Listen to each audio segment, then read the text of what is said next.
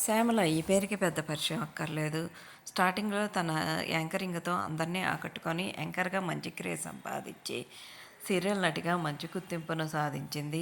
తర్వాత cinema ఆర్టిస్ట్‌గాను, character ఆర్టిస్ట్‌గా మంచి గుర్తింపుని సాధించి, ప్రస్తుతం రాజకీయాల్లోకి ఎంట్రీ ఇచ్చిన సంగతి తెలిసిందే. వైఎస్ఆర్‌సీపీ పార్టీ అధ్యక్షురాలుగా ఆంధ్రప్రదేశ్‌లో తన బాధ్యతలను నిర్వహిస్తున్న సంగతి తెలిసిందే.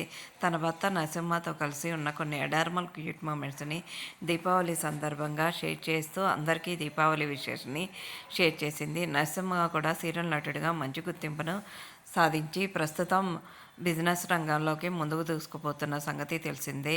నరసింహ చంద్రముఖి సీరియల్ చేసేటప్పుడు శ్యామలాని ప్రేమించి పెళ్లి చేసుకున్న సంగతి తెలిసిందే. చంద్రముఖి సీరియల్‌లో నెగిటివ్ రోల్ చేసి నరసింహ మంచి క్రేజ్ సంపాదించాడు. ప్రస్తుతం ఈ ఫొటోస్ బాగా వైరల్‌గా మారాయి.